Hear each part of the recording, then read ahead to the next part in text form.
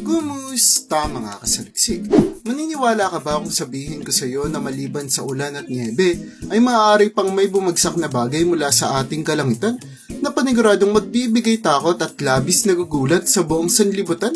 Kaya mula sa mga nakakadiring nilalang hanggang sa pangyayaring nagpatayo sa balahibo ng ating mga eksperto, ay ito ang 10 kakaibang bagay na bumagsak mula sa langit. At kung handa ka ng malaman ng mga ito ay simulan na natin. Number 10, uod.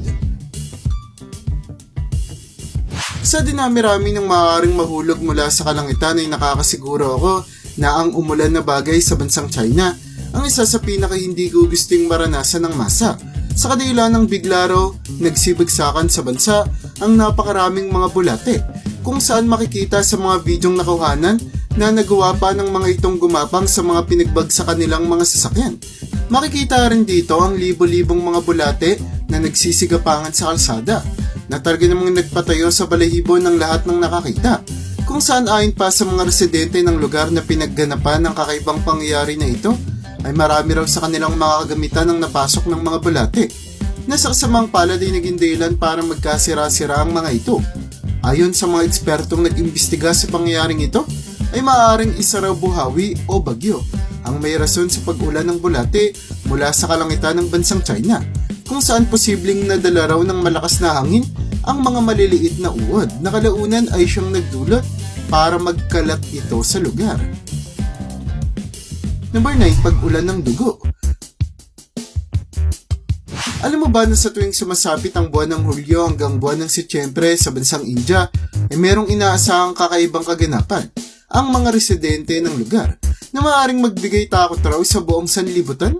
Ang pangyayaring ito ay ang tinatawag ng mga taga-bansang India na blood rain, kung saan tila ba umuulan daw ng dugo mula sa ating kalangitan. Dulot na kulay pula ang pagpatak ng tubig na nangyayari dito. Nagsimulang mangyari ang blood rain sa India noong 1986 na sa kasamang palad ay hindi pa rin tuluyang nabibigyang linaw ng mga eksperto hanggang sa kasalukuyan, kung saan ang isa sa kanilang pinaniniwalaang tsorya ay ang pagkakaroon ng mga pulang particles o alikabok sa tubig ulan na sinasabing nasama raw matapos itong tangay ng hangin papunta sa ating kalangitan, na mabuti na lamang daw at hindi naging dahilan para maging mapanganib itong gamiting panligo ng mga tao.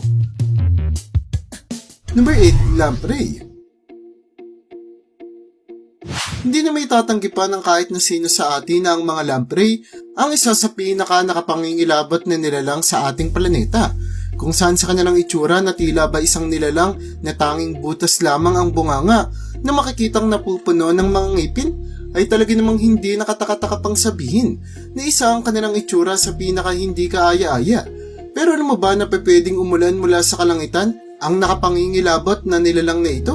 Ganito ang naranasan ng ilang mga katao mula sa bansang Brazil na pinaniniwalaan ng mga eksperto na naranasan daw ang kaganapang ito dahil sa may mga ibon na sumubok humuli sa mga lamprey sa ilog ng Amazon, na kahit pa matagumpay naman nilang nagawa ay aksidenteng nabitawan naman nila ang mga ito sa impapawid na siyang naging dahilan para magmistula itong bumagsak mula sa kalangitan. Number 7, yellow. Maniniwala ka ba kung sabihin ko sa iyo na kahit pa ang isang buong yelo na kasing laki na ng mga bolang ginagamit sa paglalaro ng baseball o golf ay maaari nang bumagsak mula sa langit? Ganito ang kasalukuyang nangyari sa ilang mga bansa sa ating planeta, kung saan ang isa sa pinakakasalukuyang na biktima ay ang bansang Amerika, na matapos raw makaranas ng pangyayaring ito na kung tawagin ay hailstorm, ay nagtamo ng napakaraming mga reklamo mula sa mga residente na humihingi ng tulong dahil sa pagkasira ng kanilang mga kagamitan matapos itong mabagsakan ng mga tipak ng yelo. At dahil sa ang ilan sa mga kagamitang ito ay ang mga sasakyan at mga establishmento, ay hindi may tatangging hindi ito basta-bastang mapapalitan ng gobyerno. Ayon sa mga eksperto ay nadudulot raw ng isang bagyo ang pagkabuo ng isang hailstorm, kung saan ang pagkakaroon ng malakas na hangin ay siyang nagdudulot para mas umangat sa ating atmosphere ang tubig ulan, na nagiging dahilan para mas magyelo ang mga ito at ulanan pa ang mga tao ng buo. Number 6, black stone. Kagaya ng pag-ulan ng yelo ay sigurado ako na ang kakaibang bagay na ito na bumagsak mula sa kalangitan ang isa sa pinaka hindi mo gugustuhin umulan sa inyong lugar, kung saan ang bagay na ito ay ang itim na maliliit na bato na sa unang tingin ay hindi makakalain na maaaring magdulot ng peligro. Pero dapat mong malaman na madali lamang naiipon ng mga ito sa mga bagay na kanilang pinagbabagsakan. Nakalaunan ay mapipipi dahil sa mabigat na timbang ng naipong mga bato. Ang mga maliliit na itim na batong ito ay nagmumula sa pagsabog ng isang bulkan, kung saan ang isa raw sa pinakamaayos na nakuhanan patungkol sa pangyayaring ito ay ang naganap sa bansang Italy noong sumabog ang bulkang Etna, kung saan makikita ang hindi mabilang na mga maliliit na batong bigla na lamang nagbabagsakan, na sa kasamang palad ay maaari ding makadulot ng kapahamakan kung sakaling masingot ng mga tao ang abon na nagmumula rin sa kaganapang ito. Number 5, bangkay ng ibon. Dumako naman tayo sa kontinente ng Europa kung saan naganap sa bansang Wales ang isa raw sa pinakakakaiba at misteryosong kaganapan na nangyari sa ating planeta, kung saan bigla na lamang raw may nakita ang mga residente ng lugar ng mga bangkay ng ibon sa kanilang daanan na pinaghihinalaan nilang nagsibagsakan mula sa kalangitan. Hanggang ngayon ay hindi pa rin nila matukoy-tukoy kung ano nga bang dahilan. Makikita sa kalsada ng bansang Wales ang daang-daang mga bangkay ng ibon na patuloy pa rin pinag-aaralan ng mga eksperto kung ano ang dahilan ng kanilang kamatayan, kung saan ang isa sa kanilang pinaghihinalaang tsorya ay maaari raw na may tinatakasang predator ang mga ibon na ito sa ipapawid, na sa kasamaang palad ay siyang naging dahilan para hindi sila makalipad ng maayos, na nagdulot para magsibagsakan sila sa lupa. Number 4, nilagang paniki. Huwag muna tayong umalis sa bansang Wales dulot na maliban sa mga ibon ay meron ding isa pang klase ng hayop ang bigla na lamang nagsibagsakan sa lugar na ito, at ito ay ang mga paniki, na ayon sa mga ekspertong sumuri sa kanila ay dahil raw ito sa init ng panahon, kung saan tila ba nalaga na ang loob ng katawan ng hayop dulot ng sobrang pag-init ng kanilang dugo, na talaga namang nagpapakita lamang ng hindi lamang tayong mga tao ang naapektuhan ng ating mga aksyon, kundi pati na rin ang mga hayop sa ating kapaligiran. Tinatayang lampas 200 paniki ang namatay noong araw na iyon sa bansang Wales, na hindi may tatangging masusundan pa raw sa mga susunod na araw o buwan kung sakaling hindi tuluyang lumamig ang panahon at matigil na ang ating mga aksyon, na nakakatulong sa lalong pagtaas ng temperatura ng ating planeta. Number 3, ginto. Sa dinami-rami ng maaaring umulan mula sa ating kalangitan ay paniguradong ang naganap na ito sa bansang Russia ang isa sa pinakagugusting maranasan ng kahit na sinong tao sa ating planeta, sa kadahilan ng nagsibagsakan lang naman sa lugar ang napakaraming mga bloke ng ginto na sinasabing nagmula raw sa isang eroplano na aksidenteng nabuksan ang pintuan na nagdulot para tila ba umulan ng ginto mula sa kalangitan. Sa daladalang halos 400 milyong dolyar na ginto ng eroplanong ito ay halos kalahati raw ang bumagsak sa lupa, na ayon sa gobyerno ng bansa ay agad naman daw nilang nakuha. Ngunit may ilang mga nagsasabi na maaaring tinatago ng mga otoridad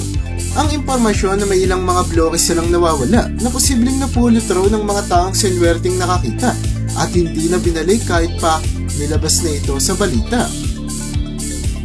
Number 2, misteryosong snake. Ang isa pang kakaibang bagay na sinasabing nagsibagsakan raw mula sa kalangitan sa bansang Russia ay ang misteryosong slime na ito, na hindi matukoy-tukoy ng kahit na sino kung ano, kung saan matapos itong pag-aralan ng mga eksperto ay napag-alaman nila na unfertilized egg daw ng mga palaka ang transparent na slime na ito, na nabuo matapos silang makuha mula pa sa loob ng katawan ng babaeng palaka, na pinaghihinalaan nilang posibleng nahuli at kinain raw ng mga ibon na nagawang buksan ang kanyang sinapupunan. Dahil rito ay mainam na pinayuhan ng otoridad ng mga residente ng lugar na huwag basta-bastang hawakan ng mga slime na ito, sa takot na may dala-dala itong mga bakterya na posibleng makapagdulot pa ng peligro sa mga humahawak sa kanyang tao. Bago tayo magpatuloy sa unahan ng ating listahan ay gusto ko munang makita mo ang larawan na ito na sinasabing gumising raw sa mga residente ng Texas sa bansang Amerika, kung saan bigla na lamang raw itong bumagsak mula sa kalangitan na sa kasamang palad ay walang nakakaalam kung bakit at sa kung paanong paraan. Hindi rin matukoy ng mga eksperto kung ano nga bang misteryosong bola na ito. Nahalos kasing laki na raw ng dalawang sasakyan na mabuti na lamang daw at bumagsak lang ito sa kalsada, kung kaya't wala ni isang tao ang nalagay sa disgrasya. Number 1, libo-libong gagamba. Ang pinakahuling kakaibang bagay na ating pag-uusapan na nagmula sa kalangitan ay patungkol sa naganap na pangyayaring ito sa syudad ng Goulburn sa bansang Australia, kung saan noong tumingin sa kalangitan ang mga residente ay inakala nila na umuulan lamang ng nyebe, pero nang tignan nilang maigi ay labis na tumayo ang mga balahibo nila sa katawan matapos nilang makita na ang mga itim na tila batultok na ito sa kalangitan ay mga gagamba pala na para bang nagsisiliparan. Ayon sa mga ekspertong nag-iimbestiga sa kakaibang pangyayaring ito, ay nagawa raw maglagay ng mga gagamba ng sapot sa kalangitan ng syudad sa pamamagitan ng pag-akit nila sa mga puno at pagtalon mula sa tuktok nito, kung saan hinahayaan nilang liparin ng hangin ang kanilang maliliit at magagaang pangangatawan na kalaunan ay nagdulot para mabalot nila ng kanilang sapot ang kalangitan na hindi may tatangging labis na gumulat sa buong sanlibutan. At yan ang bumabuo para sa listahan natin sa video na ito. Talaga namang hindi na natin may tatanggi pa na sa malawak nating kalangitan ay posibleng may mga kakaibang bagay ang magsibagsakan, kung saan kahit pa ang mga bagay na hindi natin inaasahan o inaakalang posible palang mahulog rito ay unti-unting nangyayari at nagkakatotoo na labis na gumugulat at bumabahala rin sa ating mga eksperto. Kaya para sa iyo, alin sa mga kakaibang bagay na ito na bumagsak mula sa kalangitan ang sa tingin mong pinaka nakakagulat sa lahat? I-comment mo naman yan sa baba. At hanggang dito na lang muna ang aking bahagi. Hanggang sa muli mga kasaliksik, maraming salamat sa panonood. See you in my next vid.